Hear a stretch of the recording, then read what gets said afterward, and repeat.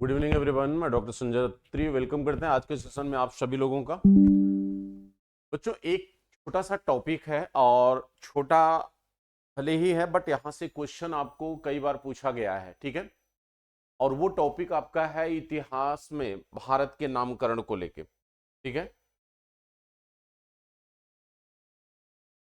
भारत का नामकरण, ठीक है। यानी जिस इंडियन हिस्ट्री को आप पढ़ते हैं, जो भारतीय इतिहास आपके सिलेबस का सबसे बड़ा सेक्शन है, ठीक है। उस भारतीय इतिहास में जिस भारत भारत देश का इतिहास आपको पढ़ाया जाता है, बताया जाता है, उस भारत के नामकरण को लेकर अभी रिसेंट आपकी पॉलिटिक्स में भी बड़ा चर्चा का विषय रहा। इंडिया गठबंधन के बनने के बाद और भारत नाम की बात की गई, इंडिया नाम को हटाकर भारत के नाम को पॉपुलर करने का प्रयास किया गया रूलिंग गवर्नमेंट के द्वारा। तो मुझे ये लगता है कि ये सेक्शन आपके आने वाले एग्जाम के लिए इंपॉर्टेंट हो सकता है, यहाँ से क्वेश्चन बन सकते हैं, ठीक है।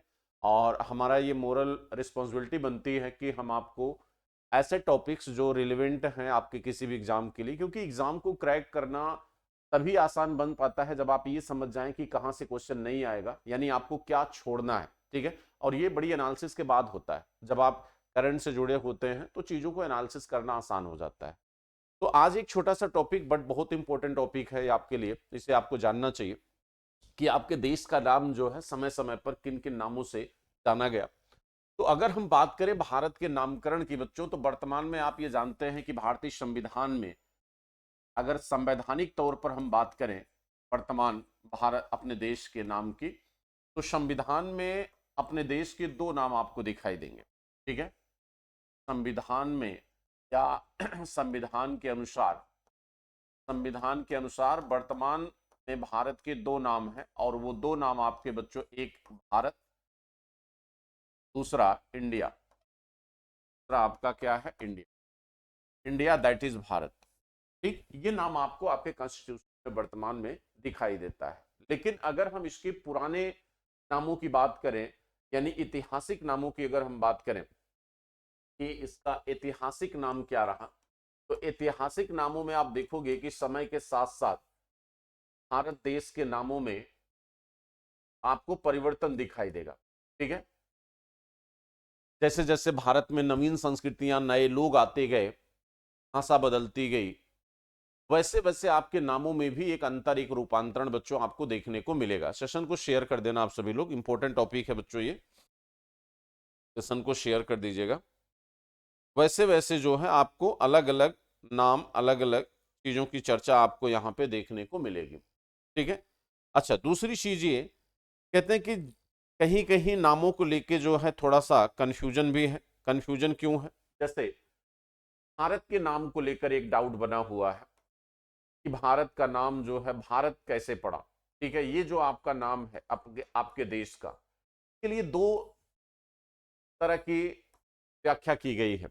एक तो आप कहते हैं कि भाई दुष्यंत के पुत्र भरत के नाम पर भारत का नाम भारत पड़ा, यानी दुष्यंत के पुत्र, राजा दुष्यंत के पुत्र भारत के नाम पर, दुष्यंत के पुत्र भारत के नाम पर। और दूसरा एक स्टेटमेंट आता है जो जैन धर्म के अनुसार है। जैन धर्म के अनुसार कहा जाता है कि जैन धर्म में जो प्रथम तीर्थंकर हैं, जैन धर्म के प्रथम तीर्थंकर जिनका नाम है ऋषभ देव, ऋषभ देव के दो पुत्र थे, उनमें से एक पुत्र का नाम भरत था, उनमें से एक पुत्र का नाम क्या था? भरत था, दूसरे का बाहुबली, ठीक है। तो एक जैन साहित्यों के अनुसार कहा जाता है कि प्रथम तीर्थंकर ऋषभ देव यानी आदिनाथ के पुत्र भरत के नाम पर भारत देश का नाम भारत पड़ा है, ठीक है। और दूसरा जो स्टेटमेंट है वो आपके बच्चों ये कहा जाता है हिंदू धर्मशास्त्रों और पुराणों के अनुसार कि भारत का नाम भारत जो है वो राजा दुष्यंत के पुत्र के नाम पर पड़ा हुआ है, ठीक है। अच्छा, एक बार अगर हम भारत के समस्त नामों की बात करें तो भारत के समस्त नामों में अगर आप देखेंगे, हम इनकी चर्चा हम बीच बीच में करेंगे कि यानी अगर हम नाम की बात करें, भारत के नाम की बात करें, तो भारत को बच्चों कई नामों से पुकारा गया है। जैसे हिंद, अब मैं इसको आपको बताऊंगा कहां पर कैसे किया गया है। जैसे अल हिंद, ठीक है, अल हिंद हो गया, ये भी भारत का नाम है। ठीक है, जैसे ग्यागर, ये भी भारत के लिए उपयोग किया गया शब्द है। ठीक है, तियानझू, तियानझू, तियानझू ये भी भारत के लिए है। होडू, होडू ये भी भारत के लिए उपयोग किया गया शब्द है। इसके अतिरिक्त बच्चों आपका जैसे भारत खंडे, भारत खंडे ये भी भारत के लिए उपयोग किया गया शब्द है। जैसे आपका जम्बूद्वीप, ये भी भारत के लिए उपयोग किया गया शब्द है। जम्बूद्वीप ये भी भारत के लिए है। आर्यावर्त, आर्यावर्त ये भी भारत के लिए उपयोग किया गया शब्द है। हिंदुस्तान, हिंदुस्तान ये भी भारत के लिए उपयोग किया गया शब्द है। भारतवर्ष, ये सारे नाम आपके देश के ही हैं। ये सभी नाम बच्चों क्या है, आपके देश के हैं। अब इनमें से मैं आपको विश्लेषण करके बताऊंगा कि कौन सा नाम किसके द्वारा उपयोग किया गया और किस समय किया गया है। ठीक है, अलग अलग टाइम पीरियड पे अलग अलग लोगों के द्वारा भारत को अलग अलग नामों से संबोधित किया गया, बट आपको यह जानना जरूरी है कि किस रीजन की वजह से उन नामों में आपको डिफरेंसेस दिखते हैं। ठीक है, मैंने यहां पर आपको दो स्टेटमेंट दिए भारत के नाम को लेकर कि दुष्यंत के पुत्र भरत के नाम पर जो है भारत का नाम पड़ा, और दूसरा जो है ऋषभ देव के नाम पर भारत, ऋषभ देव के पुत्र भरत के नाम पर भारत को पुकारा गया। अब अगर भारत के प्राचीन नामों की बात करें तो भारत के प्राचीन नामों में जो सबसे प्राचीन नाम आता है वो आपका जम्बूद्वीप। अगर हम जम्बूद्वीप की बात करें कि भारत को जम्बूद्वीप कहां से नाम दिया गया, तो भारत को जो जम्बूद्वीप नाम है ये दो स्थानों पर मिलता है। एक अशोक के अभिलेखों में, अशोक के अभिलेखों में भारत को जम्बूद्वीप नाम दिया गया है। अशोक के अभिलेखों में भारत को जम्बूद्वीप नाम दिया गया। और दूसरा जो नाम है वो है बच्चों आपके जैन साहित्यों, वो है आपका जैन साहित्य। कहा जाता है कि जैन साहित्य में भी भारत को जम्बूद्वीप के नाम से क्या किया गया है, संबोधित किया गया है। ठीक है, तो अलग अलग क्षेत्रों में जो है अलग अलग दो स्थानों पर जो है भारत को जम्बूद्वीप के नाम से क्या किया गया है, पुकारा गया है। ठीक, कहते हैं कि जो अशोक के, अगर इसमें से जैसे पूछ ले कि भाई किन अभिलेखों में ये नाम आया है, तो वो आपके लघु शिलालेख हैं। अशोक के जो लघु शिलालेख हैं उनमें जो है ये नाम भारत के लिए आता है। ठीक है, और दूसरी बात ये कि एक जम्बू वृक्ष के आधार पर, जम्बू मतलब होता है जामुन, ठीक है, जम्बू वृक्ष के नाम के आधार पर भारत को जम्बू द्वीप के नाम से संबोधित किया गया है। आपको याद होगा भगवान बुद्ध ने भी जम्बू द्वीप की, जम्बू वृक्ष के नीचे ही सबसे पहले पद्मासन मुद्रा ग्रहण किया था, जब राजा शुद्धोधन उसको देखकर काफी परेशान हो गए थे, और उसके बाद उन्होंने 3 ऋतुओं के लिए महात्मा बुद्ध के लिए 3 महलों का बच्चों निर्माण कर दिया था। ठीक है, 3 महलों का उन्होंने क्या किया था, निर्माण कर दिया था। तो ये एक आपका नाम हो गया, ये दूसरा नाम मैंने यहाँ पे डिस्कस किया जम्बू द्वीप को लेकर। अब इसके अतिरिक्त जो अगला नाम है वो है भारतवर्ष। अगर हम भारतवर्ष की बात करें कि भारतवर्ष नाम जो है ये सबसे पहले कहां पे आया है, भारत के लिए यह नाम जो है सबसे पहले आता है बच्चों आपके खारवेल के हाथी गुम्फा अभिलेख में। खारवेल के हाथी गुम्फा अभिलेख, खारवेल के हाथी गुम्फा अभिलेख में। तो खारवेल का जो हाथी गुम्फा अभिलेख है, खारवेल के हाथी गुम्फा अभिलेख में सबसे पहले ये नाम आता है। और ये अभिलेख बच्चों जो है ये प्राकृत भाषा में है, और प्राकृत जो है ये जैन धर्म की भाषा है। और खारवेल चूंकि जैन धर्मावलंबी शासक था, कलिंग के चेदी वंश का राजा था बच्चों, ये आपके कलिंग के चेदी वंश के राजा हैं, कलिंग के चेदी वंश के क्या है, राजा हैं। और चेदी वंश का राजा होने के कारण जो, सॉरी, चेदी वंश के राजा थे और ये जैन धर्मावलंबी थे, इसलिए इन्होंने प्राकृत भाषा को इंपॉर्टेंस दिया। और इसी अभिलेख में पहली बार जो है भारत को भारतवर्ष के नाम पे क्या किया गया, संबोधित किया गया है। पहली बार इसी में भारत को भारतवर्ष के नाम से क्या किया गया है, संबोधित किया गया है। ठीक है, चलिए अब आते बच्चों आपका एक अगला नाम है वो है हिंदुस्तान, वो है आपका हिंदुस्तान। कहते हैं कि हिंदुस्तान नाम देखिए ये भी 2 स्थानों पर आया है, ध्यान समझिएगा।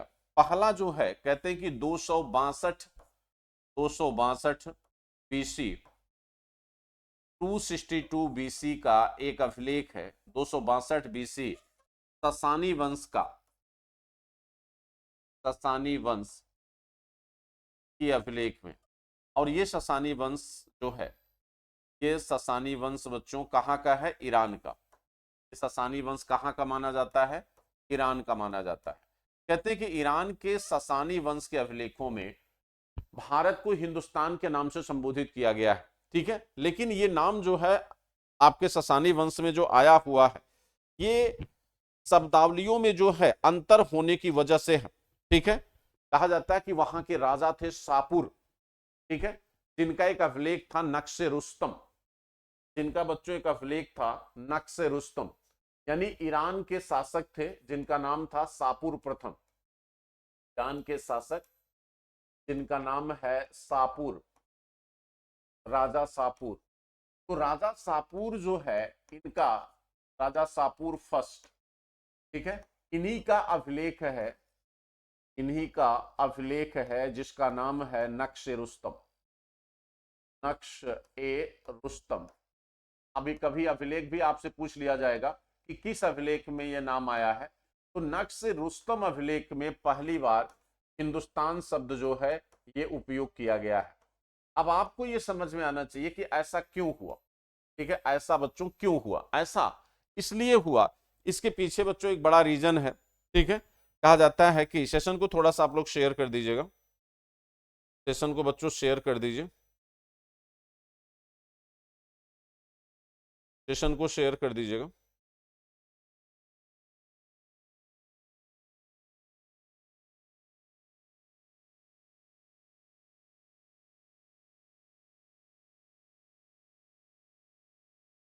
अब देखिए, कहते हैं कि भारत पर जब आप पढ़ते हैं कि भारत पर प्रथम विदेशी आक्रमण, तो भारत पर जो प्रथम विदेशी आक्रमण है वो किसका है? ईरानियों का। भारत पर प्रथम विदेशी आक्रमण जो है वो बच्चों किसके द्वारा किया गया? ईरानियों के द्वारा। तो ईरानियों में शासक कौन था? डेरियस प्रथम, ईरानी शासक द्वारा किया गया। तो ईरानी शासक का नाम क्या था? डेरियस प्रथम। ईरानी शासक का नाम था डेरियस प्रथम, ठीक है, डेरियस प्रथम। इस डेरियस प्रथम ने भारत के सिंध क्षेत्र को बच्चों जीता था, ने सिंध क्षेत्र की क्या किया था? विजय, ने सिंध क्षेत्र की विजय किया था। और इसकी जानकारी हमें मिलती है कहां से? हेरोडोटस से। कहां से मिलती है? Herodotus. Who is the father of history?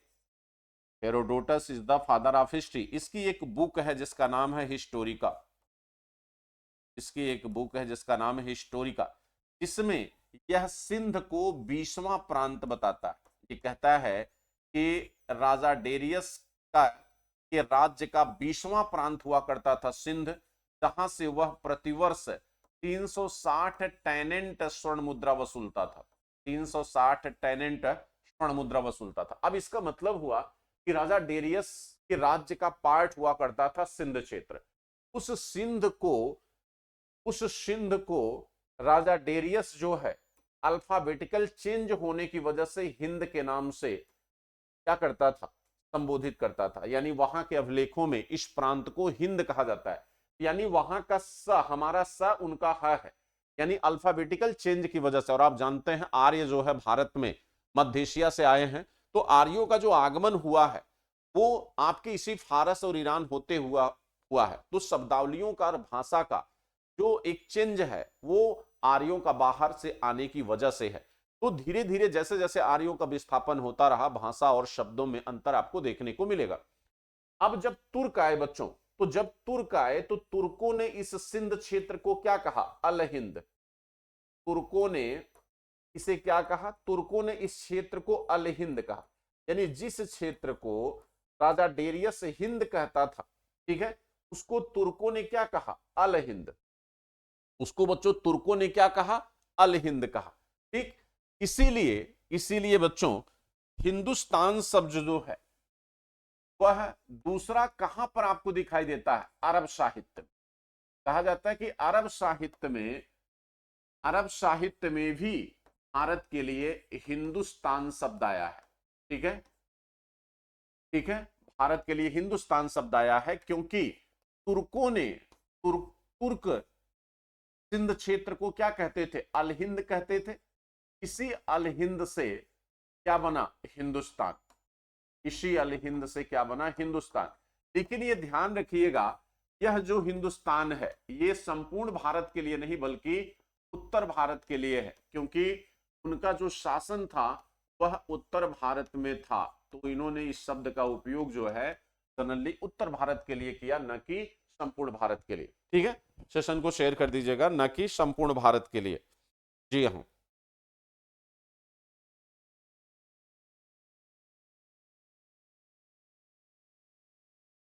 बात समझ में आई? यहां पे क्लियर हो गया होगा। आइए अब देखते हैं।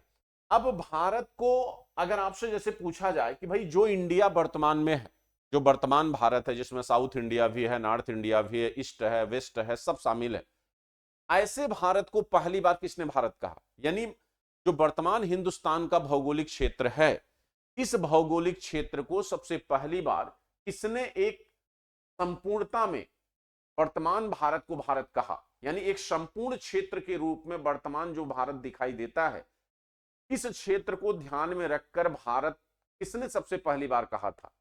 आइए बताते हैं। यानी आप ये कह सकते हैं कि संपूर्ण क्षेत्र के आधार पर, संपूर्ण क्षेत्र के आधार पर, संपूर्ण क्षेत्र के आधार पर सर्वप्रथम सर्वप्रथम पाणिनि ने, पाणिनि की किताब है अष्टाध्यायी, सर्वप्रथम पाणिनि ने अपनी पुस्तक अष्टाध्यायी में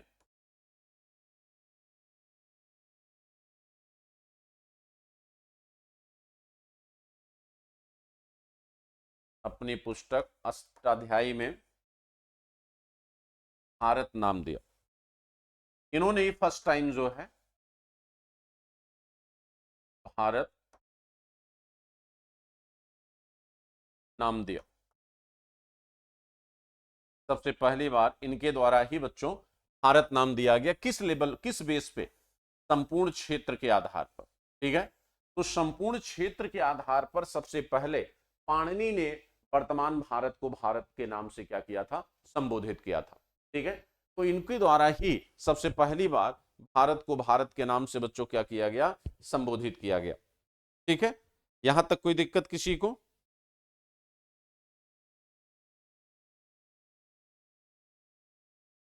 ठीक, चलिए अब आते बच्चों, अगर हम बात करें हिब्रू भाषा की, ठीक है, हिब्रू भाषा की, तो हिब्रू भाषा में, हिब्रू भाषा में भारत को क्या कहा गया है, होडू कहा गया। हिब्रू भाषा में भारत के लिए होडू शब्द आया है। ठीक है, और लैटिन भाषा में, लैटिन यानी जो ग्रीक भाषा थी, लैटिन भाषा में,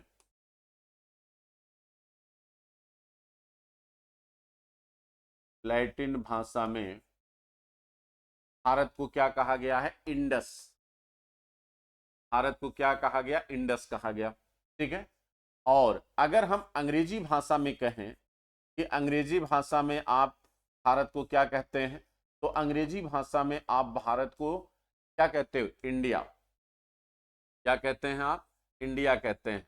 अब ये इंडिया नाम जो है ये किसके द्वारा दिया गया, यूनानियों के द्वारा। यूनानियों द्वारा सबसे पहले भारत को क्या नाम दिया, इंडिया। ठीक है, यूनानियों ने सबसे पहले भारत को बच्चों क्या नाम दिया, इंडिया नाम दिया। अच्छा, कहते हैं कि, कहते हैं बच्चों की जो सिंध नदी से सिंचित क्षेत्र था, सिंध नदी से, सिंध नदी से जो सिंचित क्षेत्र है, सिंचित क्षेत्र है, उसे जो है चीनियों ने क्या कहा, येंतु। येंतु नहीं बच्चों, तिएंतु। क्या कहा इन्होंने, तिएंतु। इसे इन्होंने तिएंतु, यानी वह क्षेत्र जो सिंध नदी के द्वारा बच्चों क्या था, सिंचित क्षेत्र था, उसे इन्होंने तियेंतु बच्चों क्या किया, नाम दिया। ठीक है, उसे इन्होंने तियेंतु नाम दिया।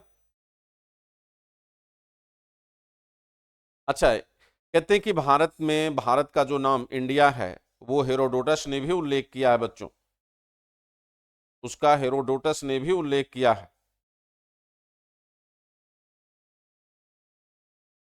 ठीक, अब देखिए, आइए जरा सा देखते बच्चों मनुस्मृति के आधार पर। अगर आप मनुस्मृति के आधार पर देखें, मनुस्मृति के आधार पर, तो मनुस्मृति में आप देखेंगे, मनुस्मृति में कई नाम आपको दिखेंगे। मनुस्मृति में आप देखिएगा तो मनुस्मृति में जो आपका सरस्वती, सरस्वती नदी देख रहे हैं, जिसे आप घग्घर कहते हैं, जिसे ऋग्वेद में नदीतमा कहा गया है। कहते हैं कि सरस्वती से इनकी सहायक नदी है, सरस्वती की ही सहायक नदी है दृश्यद्वती, सरस्वती की सहायक नदी है दृश्यद्वती। तो सरस्वती से दृश्यद्वती के बीच के क्षेत्र को, के बीच के क्षेत्र को क्या कहा गया है, कि बीच के क्षेत्र को इन्होंने नाम दिया है ब्रह्मावर्त क्षेत्र। कौन सा क्षेत्र, ब्रह्मावर्त क्षेत्र,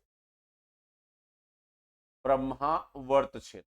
ठीक है, और दूसरा इन्होंने, दूसरा जो नाम इन्होंने दिया वो है आपका, कहते हैं कि सरस्वती से, सरस्वती से यमुना के बीच, सरस्वती से यमुना नदी,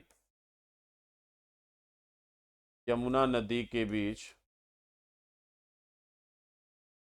का क्षेत्र जो है, सरस्वती से यमुना नदी के बीच का क्षेत्र जो है, इसे क्या कहते हैं, इसे कहते हैं बच्चों, इसे ब्रह्मर्षि क्षेत्र कहा गया है। क्या कहा गया है, ब्रह्मर्षि। तो ये एक बहुत बड़ा कंफ्यूजन बना रहता है।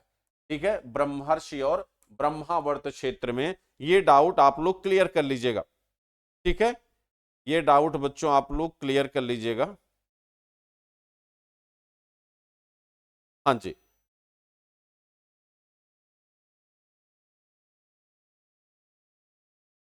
ठीक है, इसे गंगा यमुना दोआब भी कह सकते हैं आप, गंगा यमुना दोआब क्षेत्र को भी यही नाम दिया गया है। ध्यान दीजिएगा, गंगा यमुना दोआब क्षेत्र।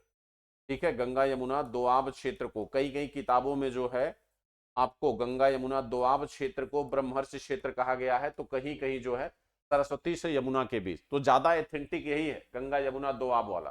ठीक है, कि गंगा यमुना दोआब क्षेत्र को जो है क्या कहा गया है आपका, तो ब्रह्मर्षि क्षेत्र कहा गया है। ठीक,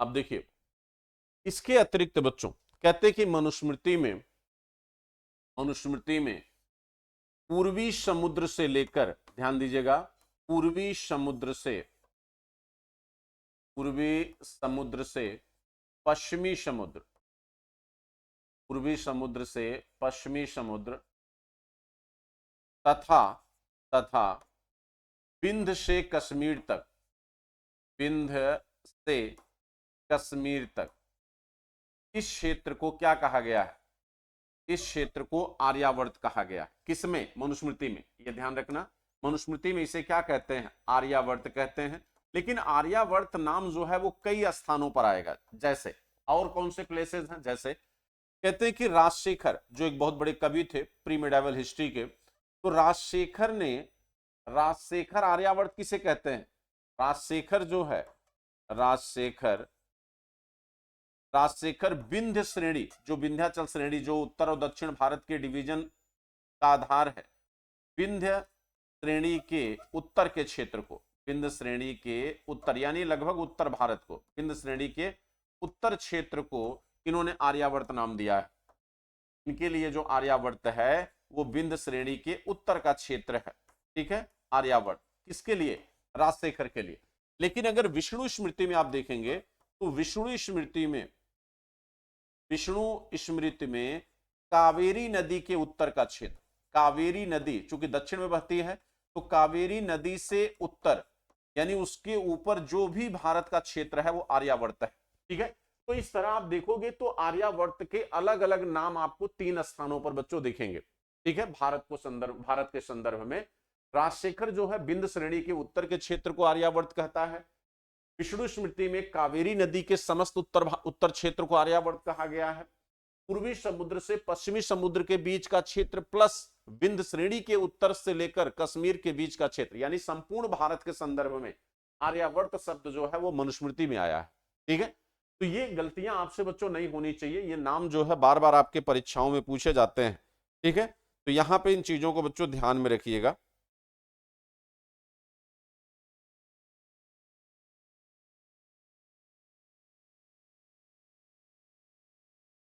अब जैसे अगर आपसे पूछा जाए, जैसे मैं आपको इससे पहले बताया था कि हिंदुस्तान नाम जो आया हुआ है, ठीक है, हिंदुस्तान नाम जो अरब साहित्य में आया है या जो आपके ससानी वंश के अभिलेखों में आया है वो उत्तर भारत के लिए है, वो केवल उत्तर भारत के लिए है। लेकिन अगर आपसे कोई कहे कि संपूर्ण भारत के लिए हिंदुस्तान शब्द सबसे पहले किसने उपयोग किया, संपूर्ण भारत के लिए, क्योंकि मुस्लिम ने जिन हिंदुस्तान का नाम लिया उनका शासन चूंकि उत्तर भारत में था, तो हिंदुस्तान के लिए हिंदुस्तान उनके लिए उत्तर भारत ही था। लेकिन संपूर्ण भारत के लिए हिंदुस्तान शब्द, संपूर्ण भारत के लिए हिंदुस्तान शब्द किसने उपयोग किया, तो संपूर्ण भारत के लिए हिंदुस्तान शब्द जो है ये सबसे पहली बार किसने यूज किया, तो इसका उपयोग सबसे पहले बच्चों 982 ईस्वी में 982 ईस्वी में एक अज्ञात लेखक के द्वारा किया गया। उस लेखक का नाम नहीं पता है, ठीक है, लेकिन उसकी किताब बच्चों आपको मैं बता देता हूं, उसकी किताब का नाम है हुदूद अल आलम। ठीक है, उसकी बुक का नाम है हुदूद अल आलम, की किताब है हुदूद अल आलम, ये उसकी किताब है में ये नाम आया है। हिंदुस्तान नाम जो है संपूर्ण भारत के लिए सबसे पहले इसी किताब में बच्चों आया है। ठीक है, सबसे पहले इसी किताब में आया है हुदूद अल आलम, जो एक अज्ञात लेखक की बुक है। ठीक है, जिसकी जानकारी अभी तक नहीं हो पाई है, इसी ने अपनी पुस्तक में सबसे पहले इस शब्द का बच्चों क्या किया है, उपयोग किया है। ठीक है, सबसे पहले इसी ने इस शब्द का उपयोग किया है।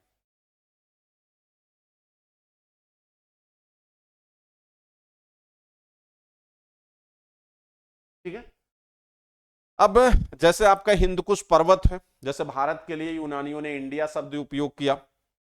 ठीक है, भारत के लिए इंडिया शब्द उपयोग किया, और आपका जो हिंदकुश पर्वत है, हिंदकुश पर्वत, हिंदकुश पर्वत को यूनानियों ने बच्चों क्या कहा है, पैरोपिनिशस, पैरोपिनिशस, पैरोपिनिशस शब्द का उपयोग हुआ है आपके हिंदकुश पर्वत के लिए। इसे इंडियन काकेशस भी नाम दिया गया है, इंडियन काकेशस भी इसे कहते हैं, इंडियन काकेशस, इंडियन काकेशस भी कहा गया है, और यह नाम किसके द्वारा है, यूनानियों के द्वारा।